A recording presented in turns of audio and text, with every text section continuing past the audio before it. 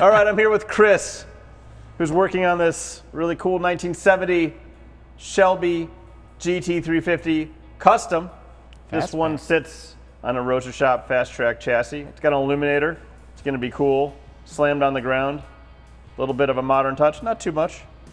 It's going to drive a lot better than original Shelby, which was okay.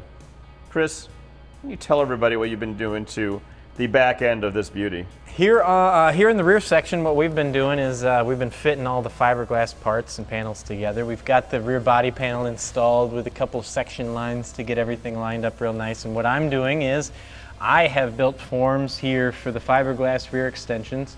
I've already added the flange to make sure that we've got a nice mounting point up with the quarter. But what I'm doing now is with these forms, I'm making it to where we're closing out the gaps real nice to the back body panel. And if you take a look over here at this one, you can kind of see the gaps I'm trying to eliminate. They just come in kind of rough cut, and you can kind of fit your hand back up in there. We're getting rid of all of that, rid of this gap here. We're gonna make it really nice and tidy.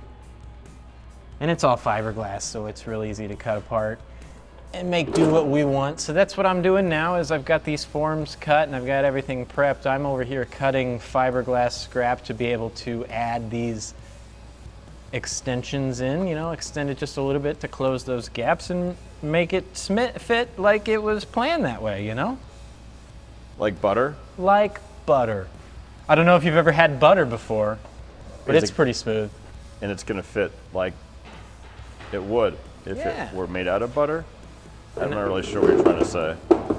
Yeah. Smooth. Like butter. It is smooth like the butter. Noah and Scott. Scott's been doing all the metal work on this Charger for our customer Ed down in Texas. It's Ed's second vehicle we have. In fact, he's taken over the entire fab shop, so I'm trying to hurry up and get his stuff moved to the next place. But Ed owned this vehicle for a while, sent it to us to have some work done, and we've done not just a little bit, but a lot. Scott, why don't you tell everybody what you've been working on? So obviously we did a whole bunch of engine bay metal work, a little bit different than what we normally do. We try to do a body line seam off of the firewall and behind the core support, so it kind of hides all the seam work, makes it look like the metal goes straight into the firewall all as one unit. We ordered a Rotor Shop chassis with the wheels moved forward 2.5 inches. So with that being said, the fenders had to be cut and then the wheel well openings on the fenders moved forward. This side is all done and complete, ready for body filler. You can see this section's a little bigger, this section's a little smaller, just a little more proportion on the car that's got such a big nose. We gave it a nose job. Moving on to the inside, we got tons of metal work in here. All the floors are done. It's a mirror image of the full belly pan that the car has. So the Rotor Shop chassis is now sandwiched between a bunch of metal work. So the bottom of the car looks just like the inside of the car. Everything will be hidden, no brake lines, no fuel lines, barely see any of the exhaust. All like a Texas Mile belly pan type of speedster car. Pretty cool, something a little bit different, but yet driver friendly at the same time. Hey, what's going on? I'm here with Marty, who's working on John's Hey, Marty. Hi.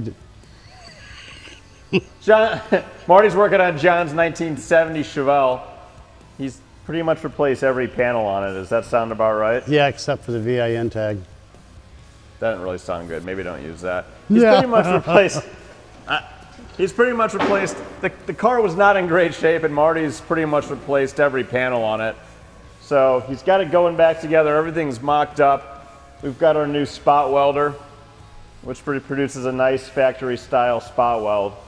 And it sits on a new Rotor Shop ride line chassis, which is designed to ride nice and smooth, although pretty much all their stuff does anyway. Marty, you want to add in some stuff about what you've done along the way? Well, everything on the car is replaced, all the sheet metal except for around the convertible top area, the inner structure, which it didn't know when it was going to be available, so it was rotted out and had buffalo welds on it. So just pretty much remade everything that needed to be replaced from it was rusted out, and made the tubs for it for the bigger tires, and put it all together, mocked it all up, took it apart, started spot welding, now going back together with it. And then I just got to finish welding the quarters on. All the cowl, the inner structure, the bracing, that's all welded in place with the spot welder, and MIG weld it sometimes where it needs to be, where you can't reach it. The good thing is there's no more rust. The bad thing is it's a lot of work and labor to get it all back together, but it's only one way to do it. You could have crushed it. You could have crushed it and got in another one. Not many Chevelle convertibles available though as donor cars, so Yeah. that's the other issue. Sometimes you got to work with what you have. Yeah, it's going, so. It's going. Marty's done a great job of lining up all the panels, so should be a nice new car. It's got an LT4 as a power plant, and got some pretty cool design renderings that are done that we'll work with once we start getting into bodywork and paint and interior. Thanks for watching. If you want to see more build videos like this, help us out by liking, commenting, and subscribing to our channel. And it's a little thing to do, but don't forget to turn on those notifications. If you want to buy merch, go to store.classiccarstudio.com. See you next time.